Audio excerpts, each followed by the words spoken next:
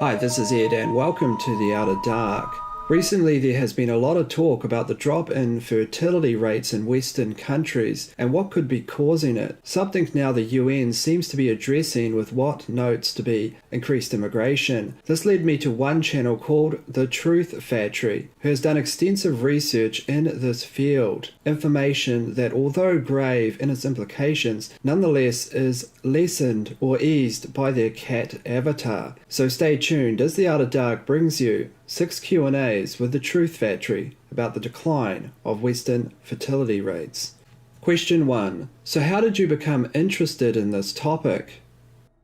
Well, I have a medical background in nursing, surgery, and lasers, and I've always had a special interest in endocrinology. And when I dive into something, I like to dive in deep. So after combing through dozens and dozens of scientific studies on atrazine, I was surprised that this isn't more widely talked about outside of the scientific community. I even asked a friend of mine who is a biochemist about atrazine, and he flat out said it's an endocrine disruptor. Question 2. What is atrazine? What is the chemical used for, and how does it connect to human fertility? Well, atrazine is the most commonly detected pesticide chemical in water. Monsanto recommends that farmers mix it into their Roundup, and it is basically used by every farmer who isn't growing organic crops. Atrazine has been proven to be an endocrine disruptor, which means it influences the hormones on the body. It has been proven to affect the fertility and gender of water life, and the most famous scientific study of this was done on the African clawed frogs, where atrazine was showing to influence the frog's genitals, turning them into hermaphrodites. Just wrap your head around that for a second. This isn't just a conspiracy. There are tons and tons of scientific studies with documented proof that atrazine disrupts hormones. But I think an interesting thing is that people forget that humans are animals. We're not some magical beings without organs that live in a different ecosystem. Obviously, there's a large difference between humans and frogs and rats, but pharmaceutical companies test their drugs on animals first for a reason.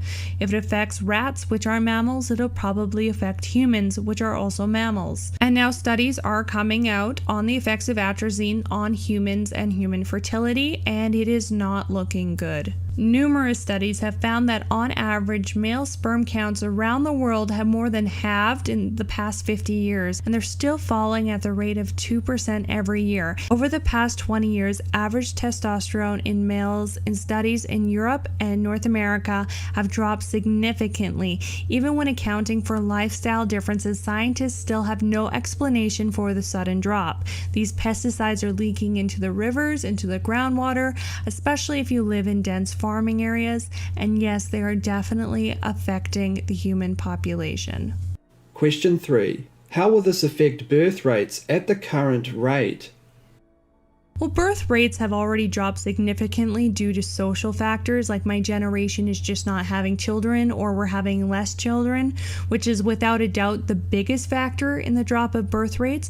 But the fertility of those who are trying to have children has dropped significantly in both males and females, and this is happening in healthy 18 to 25-year-olds too.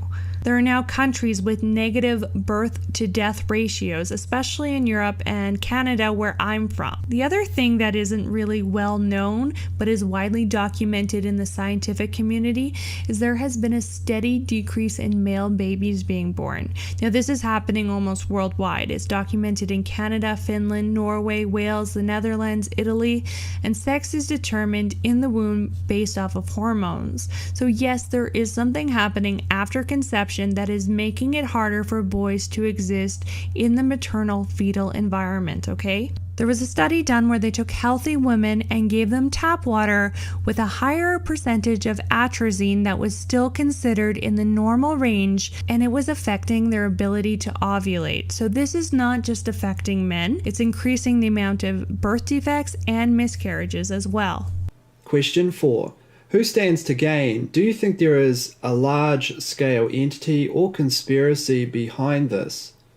I think there's a lot of money to be made off of these pesticides. It's a multi-million-dollar industry. Atrazine is used largely by Monsanto, and we all know that they're not the most ethical company. I mean, I wouldn't put it past the government to be experimenting with population control, as history shows that governments can be extremely shady. But I think the biggest conspiracy that has real legitimacy behind it is that the government knows what these chemicals do, and they are suppressing that data. The vice president of Syngenta, the company that makes atrazine, has been tied to all sorts of political campaigns.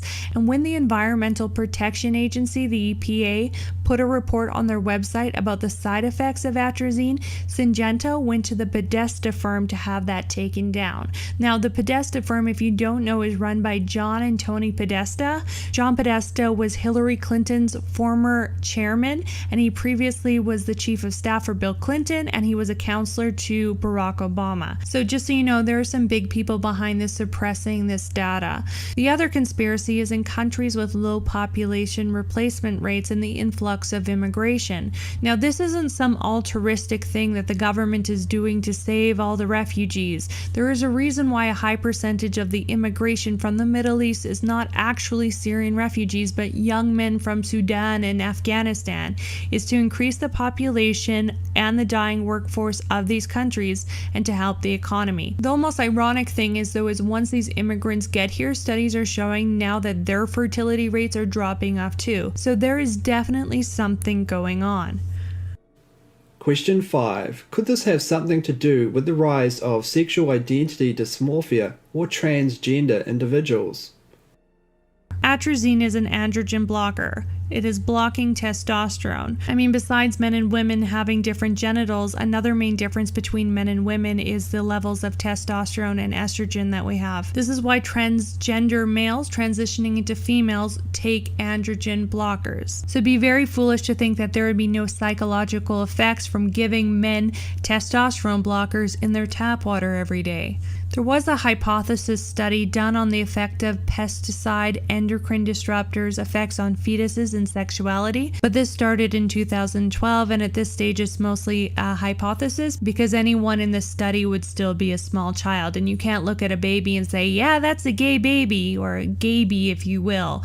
These studies need to be done over 20 to 30 years, and by then it will probably be too late anyway, but their hypothesis points to, yes, if hormones affect the sex of a baby, it will also influence how the fetus's brain develops. I mean, if you ask a gay or transgender person, they will almost always tell you that they were born gay or born in the wrong body, and they will tell you that it wasn't a choice, it's just who they are, and I believe that. Now, of course, gay and transgender people have been around as long as everyone else, but it does seem like there is a bit of an influx there, and it'll be interesting to see if in the following generations, especially around areas with heavy pesticide use, if there'll be even more of an influx of gay and transgender population. I mean, the politically correct response that everyone keeps pushing is, oh, that's great, and they're so brave. But typically, gay and trans people have less children, so it's not great in places where we're already experiencing massive population decline. Question 6. What can the average person do to reduce risk of exposure to these chemicals? I don't know if you can. I imagine a reverse osmosis tap filter would help, as I know that can filter out chemicals like fluoride. You can eat exclusively organic, but there's been studies that show fertility issues in women who live around Great Lakes and eat a lot of fish too. So I don't even know if we can get away from this. What needs to happen is that these governments need to ban these chemicals now. But unfortunately, I don't know how long they'll stay in our ecosystem after that. I would like to thank the Truth Factory for being on my channel and giving us some insights into what is happening, especially in regards to our ecosystem and how that is changing our population. A link to their channel, of course, will be placed in the comments section, but to find it, all you have to do is go to YouTube and just type in the Truth Factory. In the meantime, if you liked the video, please do give it a thumbs up and let me know what you think in the comments section. Until next time, this is Ed from the Outer Dark. Thank you so much for watching, and I'll see you next time.